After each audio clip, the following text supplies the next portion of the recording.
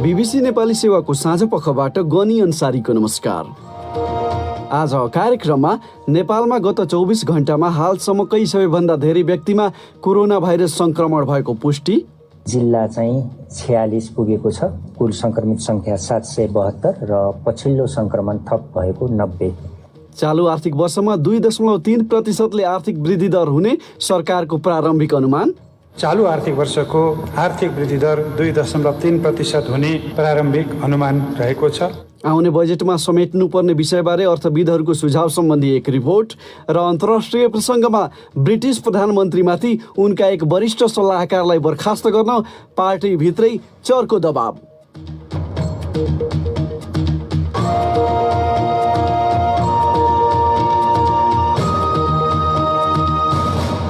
तर सबैभन्दा पहिला आजका प्रमुख विश्व समाचार।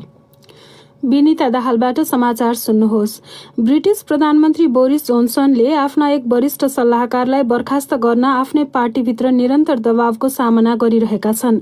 ती वरिष्ठ सल्लाहकार डोमिनिक कमिङ्सले कोरोना भाइरसका कारण लगाइएको लकडाउनका बेला इङ्ल्यान्डभर यात्रा गरेका थिए। प्रधानमन्त्री जोन्सनले सोमबार कमिङ्सले दिएको व्याख्याबाट आफू आश्वस्त भएको बताएका थिए। तर स्कटल्यान्ड मामिलाका सहायक मन्त्री डगलस रसले भने कमिङ्सले व्याख्या गरे जस्तो लकडाउनको नियमहरू आम मानिसका लागि नभएको बताए। बीबीसीका राजनीतिक संवाददाता रब वाटसनले भने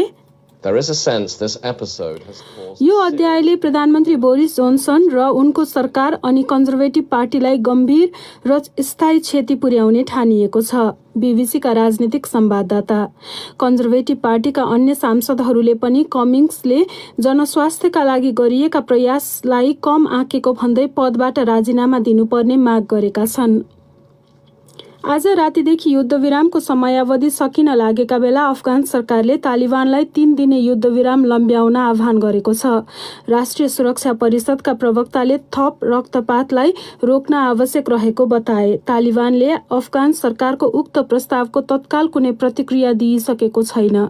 मुस्लिमहरूको ठूलो चाड ईदका अवसरमा 3 दिनका लागि युद्धविराम गर्ने घोषणा विद्रोहीहरूले गरेका थिए। गत फेब्रुअरी महिनामा अमेरिका र तालिबान बीच भएको सम्झौता अन्तर्गत सयौं तालिबानी कैदीहरूलाई रिहा गर्न लागि अफगान सरकारले जनाएको छ। जिम्बाब्वेमा कोरोना भाइरस रोकथामका लागि भन्दै लगाइएको लकडाउनको पालना नगर्ने 40,000 भन्दा बढी मानिसलाई पक्राउ गरिएको छ।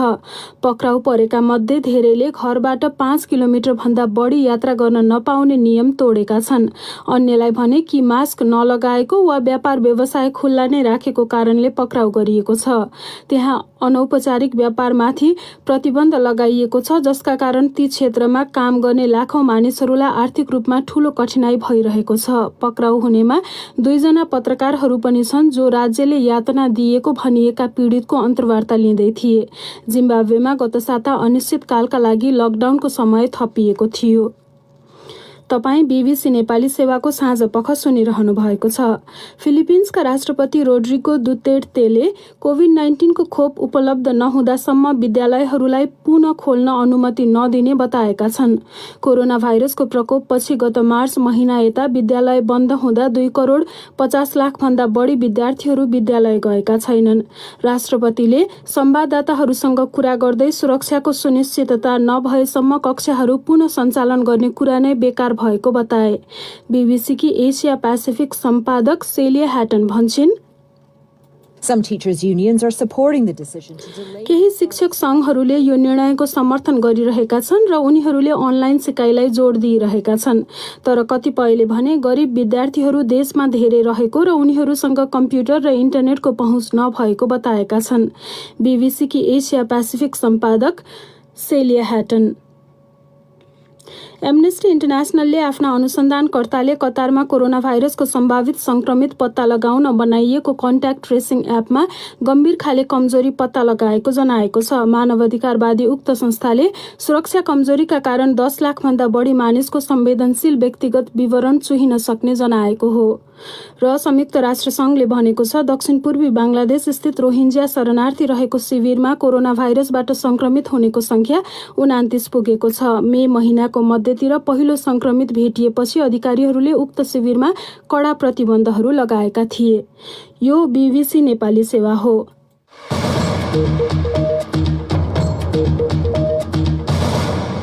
साँझपखमा पुनः स्वागत छ। नेपालमा गत 24 घण्टाको अवधिमा हालसम्मकै सबैभन्दा धेरै 90 जनामा कोरोना भाइरस संक्रमण पुष्टि भएको स्वास्थ्य तथा जनसङ्ख्या मन्त्रालयले जनाएको छ। मन्त्रालयका अनुसार मङ्गलबार दिउँसोसम्म कुल संक्रमितको संख्या करिब 850 पुगेको छ। यो सँगै कोरोना भाइरस संक्रमण 46 जिल्लामा फैलिएको अधिकारीहरूले बताएका छन्।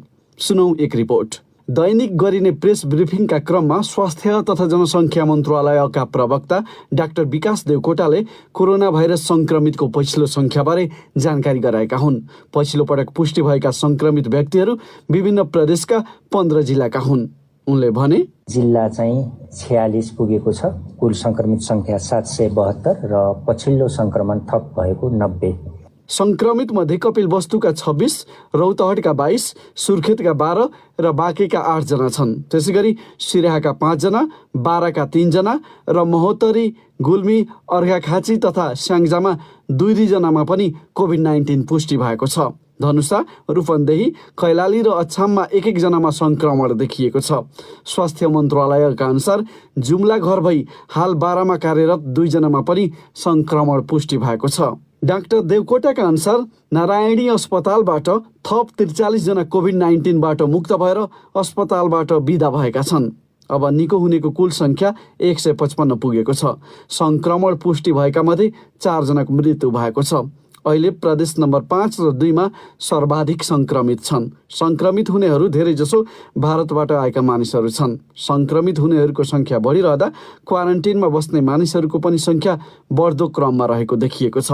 पुनः मन्त्रालयका प्रवक्ता डाक्टर देवकोटा। प्रदेश नम्बर 1 मा आज 1758 जना क्वारेन्टाइनमा रहनुभएको छ। त्यसैगरी प्रदेश नम्बर 2 मा 10,535 जना, बागमती प्रदेशमा 964 जना, गण्डकी प्रदेशमा 1,513 जना, प्रदेश नम्बर 5 मा 23,589 जना, कर्णाली प्रदेशमा 5,266 जना र सुदूरपश्चिम प्रदेशमा 11,657 जना गरी कुल 55,282 व्यक्तिहरू क्वारेन्टाइनमा रहनुभएको छ। हालसम्मको यो उच्च संख्या पनि हो। यसैबीच स्वास्थ्य मन्त्रालय अन्तर्गत रहेको स्वास्थ्य आपतकालीन कार्य सञ्चालन केन्द्रले अस्पतालमा कार्यरत जनशक्तिलाई 2 समूहमा विभाजन गरेर काम लगाउने निर्णय गरिएको जनाएको छ।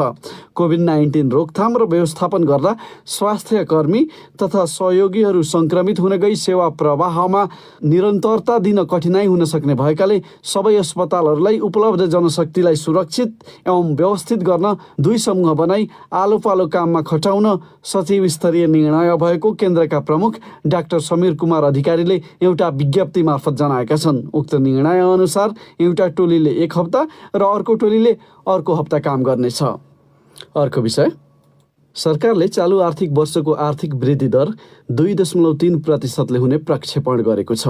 अर्थमन्त्री युवराज खतिवडाले मङ्गलबार 2076-77 को आर्थिक सर्वेक्षण सार्वजनिक गर्दै कोरोना भाइरस महामारीका कारण विश्व अर्थतन्त्र नै प्रभावित हुन गई त्यसको असर नेपालमा पनि पर्ने भएकोले आर्थिक वृद्धि दर कम हुने बताए। उनले भने चालू आर्थिक वर्षको आर्थिक वृद्धि दर 2.3% हुने प्रारम्भिक अनुमान रहेको छ।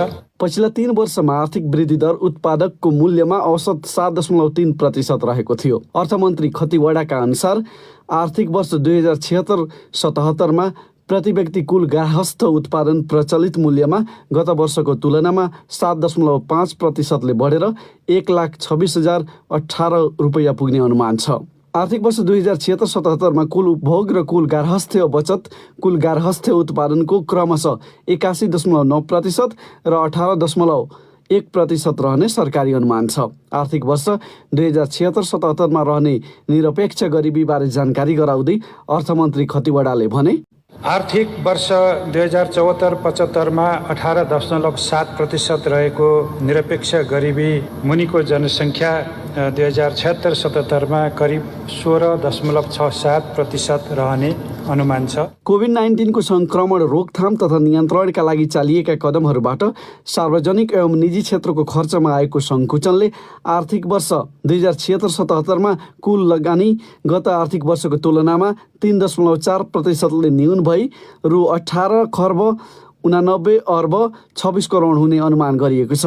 आर्थिक वर्ष 2076-77 को फागुनसम्म सङ्घीय सरकारको राजस्व गत आर्थिक वर्षको सोही अवधिको तुलनामा 9.6% वृद्धि भई 4 खर्ब 79 अर्ब 71 करोड पुगेको सर्वेक्षणमा उल्लेख छ। चर्चा आर्थिक विषयकै। अर्थतन्त्रले अभूतपूर्व सङ्कट बेहोरिरहेको बेला प्रस्तुत हुन लागेको बजेटले मूलतः जनस्वास्थ्य, रोजगारी एवं साना उद्योगी व्यवसायको क्षेत्रमा उब्जिएका समस्या सम्बोधन गर्नुपर्ने अर्थविदहरूले सुझाव दिएका छन्। बिहिबार प्रस्तुत हुने बजेटले स्रोतको चुनौती पनि बेहोर्नुपर्ने भएकाले मितव्ययिताको नीति अङ्गीकार गर्न आवश्यक भएको उनीहरूले बताएका छन्। कोरोना भाइरस सङ्क्रमण र त्यसलाई नियन्त्रण गर्न अपनाइएको लकडाउन महिनौँ लम्बिँदै गर्दा शिथिल बनेको अर्थतन्त्रलाई बजेटले कसरी सम्बोधन गर्न सक्ला भन्नेबारे अर्थविदहरूको सुझाव समेटेर तयार पारिएको रिपोर्ट सुनौ सञ्जय ढकालबाट। महामारी र लकडाउनले अर्थतन्त्रका प्रत्येक क्षेत्र प्रभावित भएका देखिएका छन्। पर्यटन, विप्रेषण, व्यापार, व्यवसाय, उद्योग, निर्माण तथा कृषि जस्ता देशका मुख्य आर्थिक खम्बाहरू डगमगाएका छन्। यस्तो अवस्थामा बिहिबार सार्वजनिक हुन लागेको आगामी आर्थिक वर्षको बजेटले नसमेटी नहुने केही विषय रहेको अर्थविदहरूले औल्याउँदै आएका छन्। तीमध्ये पहिलो जनस्वास्थ्य रहेको उनीहरू बताउँछन्। राष्ट्रिय योजना आयोगका पूर्व उपाध्यक्ष गोविन्दराज पोखरेल, पहिले यो संक्रमण रोक्ने, संक्रमण भएकाहरूलाई उपचार गर्ने, संक्रमणबाट हुने आघातलाई सम्बोधन गर्नको लागि पूर्वाधार यो क्षेत्रको विकासको लागि र ग्रामीण क्षेत्रमा कृषि, फलफुल लगायत विभिन्न कृषिमा आधारित उद्योग गर्ने माहौल सिर्जना गर्नको लागि पनि अहिले हामीले व्यापक रूपमा स्वास्थ्य क्षेत्रमा लगानी गर्नुपर्छ। अघिल्लो वर्ष प्रस्तुत गरिएको 15 खर्ब 32 अर्ब रुपियाँको बजेटमा स्वास्थ्य क्षेत्रका लागि 68 अर्ब 78 करोड छुट्याइएको थियो, अर्थात् झन्डै 4.5%। अबका दिनमा यो अनुपातलाई बढाउनु पर्ने देखिन्छ। पर्याप्त शय्या सहितका अस्पतालहरू, ग्रामीण क्षेत्रसम्म विस्तार, विशेषज्ञ सेवा, जनस्वास्थ्यका अन्य क्षेत्रमा आवश्यक लगानी, सघन उपचारका सुविधा विस्तार, भेन्टिलेटर सुविधा, संक्रामक रोगको महामारीका बेला चाहिने विविध स्वास्थ्य सामग्रीको रणनीतिक भण्डारण जस्ता विषय अब अत्यावश्यक बनेको उनीहरू बताउँछन्। दोस्रो ध्यान चाहिँ रोजगारी र जनजीविका हुनुपर्ने बताइएको छ। नेपालमा सबै क्षेत्रमा गरी कम्तीमा 80 लाख मानिस रोजगारीमा लागेका छन्। 10 लाख मानिस देश बाहिर काम गर्छन्। तीमध्ये कैयौंको काम धरापमा परिसकेको छ। मुख्यतया दैनिक ज्यालादारी श्रमिकहरू जो असङ्गठित क्षेत्रमा काम गर्छन् तिनले पनि देशभित्र लाखौंको संख्यामा रोजगारी गुमाइसकेका छन्। तिनलाई राहत र पुनर्स्थापना गर्नु अर्थतन्त्रको सबभन्दा टड्कारो चुनौती बनेको छ। यसमा अर्थविदहरूले विभिन्न उपाय अघि सारिरहेका छन्। अर्थविद चन्दन सापकोटा भन्छन्, यस्तो विपदको बेलामा कन्डिसनल भन्दा अनकन्डिसनल, किन अहिले हामीले त माग धान्ने हो नि त। उनीहरूले खाइरहेको कुराहरू जसरी जीविकोपार्जन गर्थे त्यो मागलाई धान्ने हो। यो धान्नको लागि चाहिँ उनीहरूलाई काममै लगाउनु पर्छ भन्ने हुँदैन। सरकारले जसरी वृद्ध भत्ता बाँड्थ्यो, एकल महिला भत्ता बाँड्थ्यो होइन, त्यसरी अहिले बाहिरबाट फर्केकालाई 2-3 महिना चाहिँ भत्ता दिनुपर्छ। उनीहरूलाई लिएर आएर तुरुन्त काममा लगाउने भने अलिकति इम्प्र्याक्टिकल देख्छु। त्यस्ता श्रमिकको पहिचान गर्न स्थानीय तहका जनप्रतिनिधि तथा अन्य राजनीतिक कार्यकर्ताको समूहलाई जिम्मा दिन सकिने अर्का अर्थविद पुष्प शर्माले बताएका छन्। यस्तो राहत दिन नसकिए गरिबी निवारणमा भएका तमाम प्रगति ठूलै जोखिममा पर्ने चिन्ता गरिएका छन्। अर्थविद पुष्प शर्माका अनुसार अर्को विचार नगरी नहुने क्षेत्र भनेको साना तथा मझौला व्यवसाय हो। घरेलु कुटीर उद्योग, लघु उद्यमी, साना पसल, भोजनालय, साना होटेल, साना व्यवसाय समेट्ने यो क्षेत्रले नेपालमा सबभन्दा धेरैलाई रोजगारी दिने गरेको अर्थविदहरू बताउने गर्छन्। यिनलाई महामारीको समयमा जोगाइराख्नु सरकारको सामु ठूलो चुनौती रहेको शर्माले बताए। यिनीहरूलाई वास्तवमा अहिले ठूलो सहयोग पुर्याउनु पर्ने आवश्यकता छ सरकारले, किनभने रोजगारी सृजना भनेको पनि विशेष गरी यिनै क्षेत्रमा हुने हुन्न। अहिलेको परिस्थितिबाट सम्हालिन सक्ने, यहाँबाट फेरि उनीहरू चाहिँ अलिकति अगाडि बढ्न सक्ने स्थिति भइदिएन भनेदेखि भोलि गएर लकडाउन खोलिसकेको अवस्थामा इकोनोमी फेरि नर्मल भइसक्दाखेरि आधाभन्दा बढी त्यसै बन्द भइदियो भने रोजगारी सृजना कहाँबाट गर्ने? यी मुख्य चुनौतीका साथसाथै बजेटले सामना गर्ने अर्को समस्या चाहिँ स्रोतको उपलब्धता नै हुने देखिन्छ। त्यसका लागि आगामी दिनमा मितव्ययिताको नीति अपनाउनु पर्ने अर्थविदहरूले बताएका छन्। सञ्जय ढकाल, BBC काठमाडौँ। अब तपाईहरूले नै पठाएको प्रतिक्रियाको पालो। प्रस्तुत गर्दैछन् साथीहरू विनिता दाहाल र सृजना श्रेष्ठ। एसईईका सबै तयारी पूरा गरिसकेको अवस्थामा एक दिन अघि परीक्षा स्थगित हुँदा धेरै विद्यार्थी अन्योलको अवस्थामा छन्। विद्यार्थीको अन्योल हटाउन वा अध्ययनको निरन्तरताका लागि के कस्तो व्यवस्था गर्दा उचित हुन्छ भनी आज हामीले सामाजिक सञ्जाल फेसबुक र ट्विटरमा राखेको प्रश्नमा हामीलाई थुप्रै प्रतिक्रिया प्राप्त भएका छन्। तीमध्ये केहीलाई यहाँ प्रस्तुत गर्दैछौँ। बालकृष्ण शर्मा घिमिरेले लेखेका छन्, प्रश्नपत्रहरू सबै पुगिसकेका छन्। प्रत्येक विद्यालयलाई होम सेन्टरको जिम्मा दिने अनि सामाजिक दूरी कायम गरेर परीक्षा गराउन सकिन्छ। त्यसो गर्दा भिडभाड धेरै हुँदैन र उत्तर पुस्तिकालाई जिल्लामा जिम्मा लगाउन सकिन्छ। विनय शर्माको धारणा अलि फरक छ। लेख्छन्, माध्यमिक तह 12 सम्म बनाइसकेपछि फेरि एसईईको बहानामा भविष्य अन्योलग्रस्त बनाउनु हुँदैन। अब 12 मा नै बोर्ड परीक्षा गर्नुपर्छ। भरत तिवारीलाई चाहिँ उचित र मान्यता प्राप्त विधि भनेकै परीक्षा हो भन्ने लागेको रहेछ। उनी लेख्छन्, बिना परीक्षा कक्षा चढाइनु रुखमा चढाएर फेद काट्नु सरह हो। भविष्यमा यही परीक्षाका कारण विद्यार्थी समस्यामा पर्दा यसको जिम्मा कसले लिने? त्यसैले परीक्षा एकमात्र बाटो हो। छिटो परीक्षा फल प्रकाशन गर्ने गरी परीक्षा उच्च सतर्कता अपनाएर लिनु बाहेकको बाटो गलत हो। मोहन पल्ले लेखेका छन्, एसईई दिन पर्खेका मेरा 2-3 जना भाइ बहिनी छन्।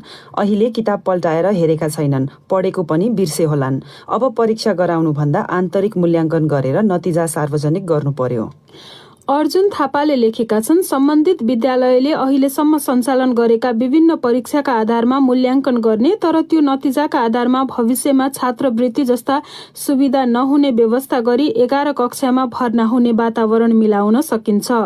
सैद्धान्तिक विषयको पढाइ कम्तीमा एफएमबाट गर्ने गरी पढाइ अघि बढाउन सकिन्छ। विशाल रेग्मीको धारणा छ, विद्यार्थीको अन्योल र पढाइलाई निरन्तरता दिन धेरै ठाउँमा अहिले टेलिभिजन पुगिसकेको छ। त्यसको लागि दैनिक 1 घण्टा सम्बन्धित विषयको शिक्षकले त्यो विषयबारे पढाउँदा राम्रो हुन्छ। परीक्षा जस्तो कुरा हेलचक्राइ नगरी यो महामारी अन्त्य भएपछि नै दिँदा उपयुक्त हुन्छ।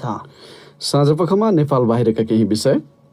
स्कटल्यान्ड मामिलाका सहायक मन्त्री डगलस रसले ब्रिटिस प्रधानमन्त्री बोरिस जोन्सनका वरिष्ठ सल्लाहकार डोमिनिक कमिङ्सको व्यवहारलाई लिएर राजीनामा दिएका छन्। कोरोना भाइरसका कारण गरिएको लकडाउनका बेला कमिङ्स आफ्नो परिवारसहित लन्डन बाहिर भ्रमणमा गएका थिए। मन्त्री रसले उनकी शब्दमा सरकारले तय गरेका नियम आम मानिसले कमिङ्सले जस्तै गरी व्याख्या नगरेको बताए।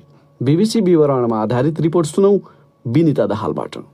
प्रधानमन्त्री बोरिस जोन्सनका वरिष्ठ सल्लाहकार डोमिनिक कमिङ्सले मार्च महिनामा आफूले किन आफ्नी श्रीमती र बच्चाहरूसहित बुवा आमाको फार्मको भ्रमण गरेका थिए भनेर व्याख्या गरेका छन्। प्रधानमन्त्री कार्यालय नम्बर 10 ले मन्त्री रसको राजीनामाको निर्णयप्रति पछुतो लागेको जनाएको छ।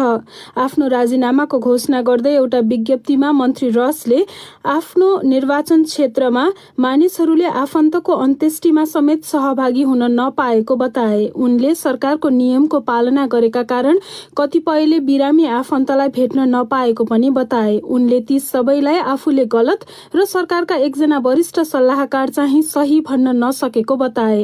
प्रधानमन्त्री कार्यालयका प्रवक्ताले डगलस रसले सरकारलाई पुर्याएको सेवाका लागि प्रधानमन्त्रीले धन्यवाद दिएको बताउँदै स्कटल्यान्ड मामिलाका सहायक मन्त्रीका हिसाबले राजीनामा दिएका प्रति आफूलाई पछुतो लागेको बताएको जनाएका छन्। लकडाउनका बेला बिरामी श्रीमती र बच्चाहरू लिएर लन्डनबाट डरहम काउन्टी गएको कुरा बाहिर आएपछि उनको राजीनामाको माग भएको थियो। डाउनिङ स्ट्रिटमा सोमबार भएको पत्रकार सम्मेलनमा कमिङ्सले आफूले गरेको कार्यका लागि आफूलाई कुनै पछुतो नभएको र ती काम आफूले जायज र कानुनी रूपबाट ठिक नै ठानेको बताएका छन्। लक्षणहरू देखिएका बेला उनले किन त्यो भ्रमण गरेका थिए भन्ने प्रश्नमा उनले लन्डनसम्म फर्किनका लागि आफूले आँखाको दृष्टि जाँचका लागि त्यसो गरेको बताए। विनिता दाहाल। चीनले अघि सारेको विवादास्पद राष्ट्रिय सुरक्षा कानुनको मस्यौदाको सशक्त रूपमा बचाउ गर्दै हङकङकी प्रमुख कार्यकारी क्यारी लामले आफ्नो भूभागमा अरू देशहरूले हस्तक्षेप गर्ने ठाउँ नरहेको बताएकी छन्। प्रस्तावित कानुनले राजद्रोह र विभाजनमाथि प्रतिबन्ध लगाउने जनाइएको छ। बीबीसी विवरणमा आधारित यो रिपोर्ट सुनौ। तर साप्ताहिक पत्रकार सम्मेलनमा प्रमुख कार्यकारी लामले उनकै शब्दमा कानुन मान्ने बहुमतको रक्षाका लागि पछिल्लो कदम जिम्मेवारीपूर्ण भएको बताइन्। प्रस्तावित नयाँ कानुनले हङकङका मानिसहरूको अधिकार कटौती गर्ने कुरा उनले अस्वीकार गरिन्। सन् 1997मा युकेले हङकङलाई चीनको जिम्मा लगाए यता हङकङका मानिसहरूका अधिकार त्यहाँको सानो संविधान भनिने बेसिक लमा समेटिएका छन्। बेसिक लले सो क्षेत्रलाई केही स्वतन्त्रताहरू प्रदान गरेको छ, जस अन्तर्गत प्रदर्शन गर्न पाउने अधिकार पनि छ, जुन स्वतन्त्रता चिनिया मुख्य भूभागका नागरिकलाई छैन। गत वर्ष देखिए जस्ता प्रदर्शनहरू यो सप्ताहान्ततिर देखिएका थिए। सडकमा निस्किएका हजारौं प्रदर्शनकारीलाई तितर-बितर पार्न प्रहरीले अश्रु ग्यास प्रहार गर्नु परेको थियो। मस्यौदा भनिएको नयाँ प्रस्तावले कानुनको रूप लिइसकेको छैन। मस्यौदामाथि मतदान गर्न चिनिया संसद द नेसनल पिपुल्स कङ्ग्रेसमा पेश गरिनेछ। संसदले अनुमोदन गरेपछि कानुन बन्न गई जुन महिनाको अन्त्यदेखि कार्यान्वयनमा आउनेछ। प्रस्तावित कानुनबारे घोषणा गरिएदेखि अन्तर्राष्ट्रिय रूपमै त्यसको कडा आलोचना हुँदै आएको छ। तर हङकङकी प्रमुख कार्यकारी लामले नयाँ व्यवस्थासँगै अरू देशहरूले हस्तक्षेप गर्ने ठाउँ नरहेको बताइन्। प्रस्तावित कानुनबारे विस्तृत थाहा नभएको बताउँदै प्रमुख कार्यकारी लामले चीनद्वारा तयार पारिएको मस्यौदाले नागरिकलाई आश्वस्त चाहिँ तुल्याउनु पर्नेमा जोड दिइन्। तपाईँ BBC नेपाली सेवा सुनिरहनु भएको छ। हाम्रो कार्यक्रम देशैभरि 400 भन्दा बढी FM स्टेसनबाट प्रसारण हुने गर्छ। अहिले संसारभरि नै कोरोना भाइरसको महामारी भएकोले हामीले कार्यक्रममा पनि त्यसै सन्दर्भका धेरै सामग्री प्रस्तुत गर्ने गरेका छौँ। रेडियोका अतिरिक्त BBC नेपाली सेवाको वेबसाइट bbcnepali.com मा पनि हामीले कोरोना भाइरस प्रकोपबारे ताजा र उपयोगी विवरण तथा जानकारीहरू नियमित रूपमा प्रस्तुत गर्ने गरेका छौँ। कृपया ती सामग्री हेर्ने गर्नुहोला। BBC नेपाली सेवाको फेसबुक पेज मार्फत पनि तपाईँ हाम्रा सामग्री हेर्न सक्नुहुन्छ। अब बाँकी विषय।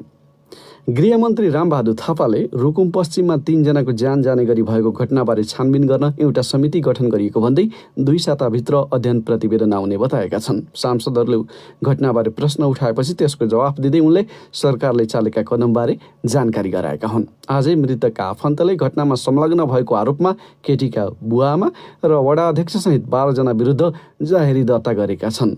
सुर्खेतबाट प्रकाश पन्तको रिपोर्ट। रुकुम पश्चिमको चौरजारी नगरपालिका सोतीमा भएको उक्त घटनामा संलग्न व्यक्तिमाथि कारबाही गर्नुपर्ने मृतकका आफन्तले माग गरेका छन्। यसको चाहिँ सके छानबिन गरेर दोषीलाई कडा कारबाही गरियो, पीडितलाई चाहिँ न्याय दियो। हामी त सब जन्म कैद होस् भन्ने चाहन्छौँ। हामी त हामीलाई न्याय चाहिँ चाहिएको छ। उक्त घटनामा जाजरकोट खलङ्गाका नवराज विक सहित 3 जना युवाको ज्यान जानुको साथै 3 जना सम्पर्कविहीन अवस्थामा रहेको रुकुम प्रहरीले जनाएको छ। नवराजको लागि बेहुली लिन गएको बेला गाउँलेले आफूहरूमाथि 81 आक्रमण गरेको आरोप भागेर ज्यान जोगाएका युवाहरूको छ। केटोले चाहिँ अब विवाह गर्न जानुपर्छ, अब केटी भगाउनु पर्छ भनेर लगेको गाउँमा भर्खर के पछि सब ठाउँबाट घेरिसक्यो क्या हामीलाई। सर 81 घेरिसकेपछि सबले हामीले फेरितिर भाग्ने प्रयास गर्यौँ। सर भाग्दाखेरि अनि को कहाँ गयो त्यति बेलासम्म पछि आयो पुलिस। भगाउने कार्यक्रममा चाहिँ अब सबै केटाहरू गयो। घरमा पुग्नुभन्दा अगाडि तलै घोड्नु पुग्दाखेरि सबै ठाउँ घेरा लिएर हामीलाई धेरैमा हाम फाल्ने सम्म बनाएको थियो।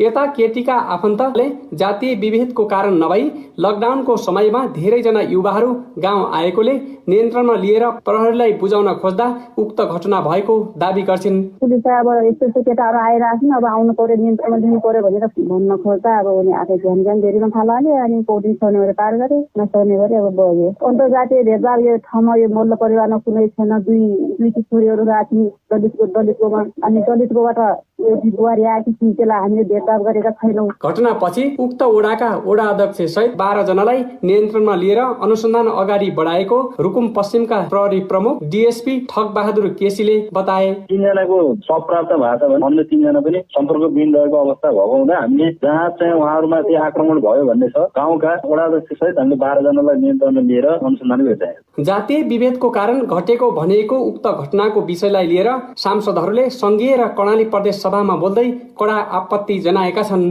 प्रकाश पन्त, BBC सुर्खेत। आज मंगलबार। अब प्रस्तुत छ साप्ताहिक विकल्पको बाटो।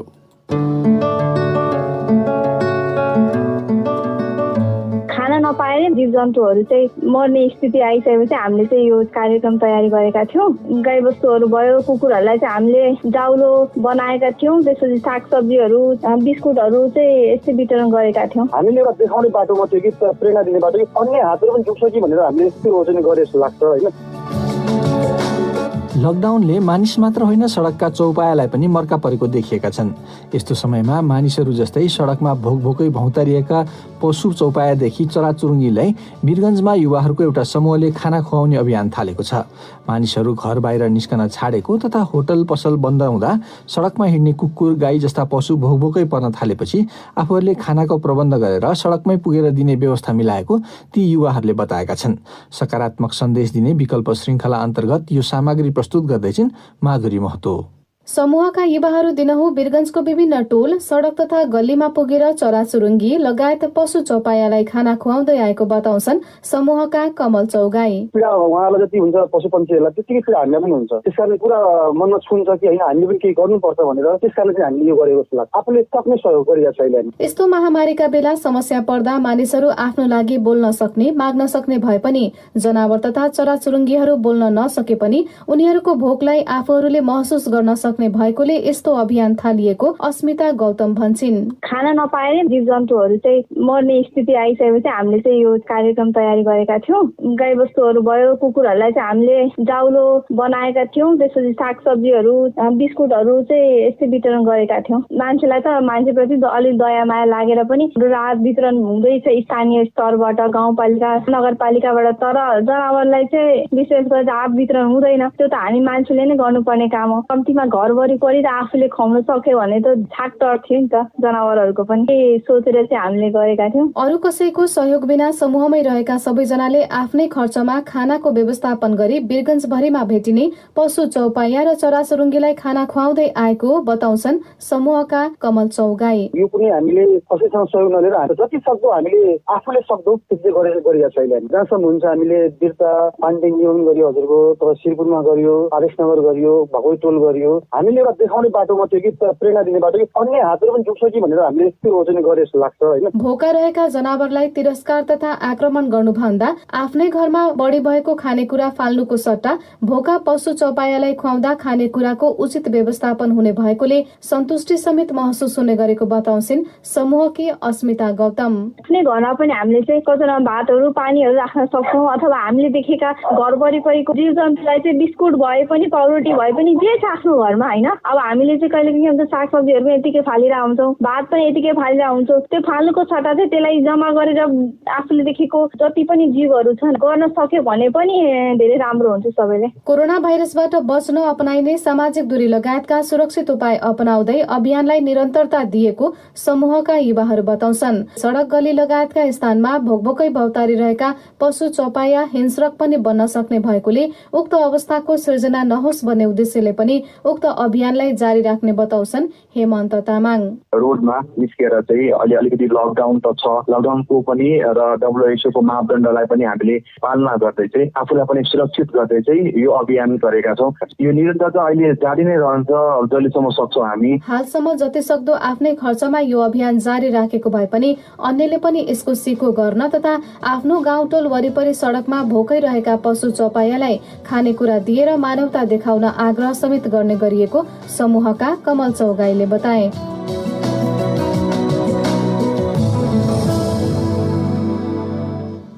विकल्पको बाटो प्रस्तुत गर्दै थिइन् वीरगञ्जबाट हाम्री संवाददाता माधुरी महतो।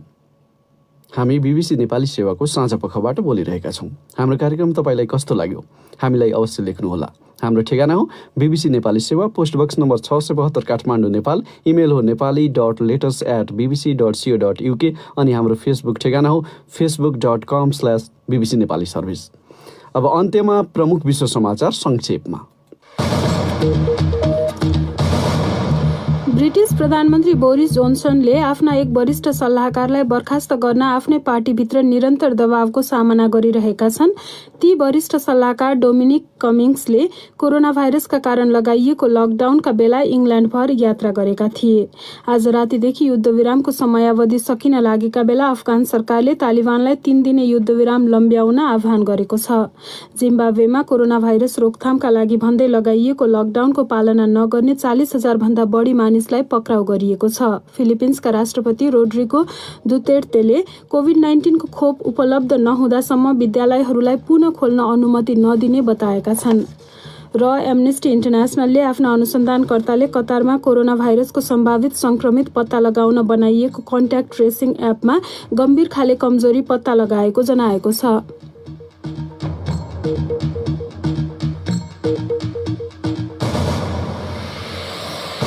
यसका साथै BBC नेपाली सेवाको साँझपख यहीँ सकिन्छ। भोलि बिहान 7:15 बजेसम्मका लागि हामी सबैलाई बिदा दिनुहोस्। नमस्कार।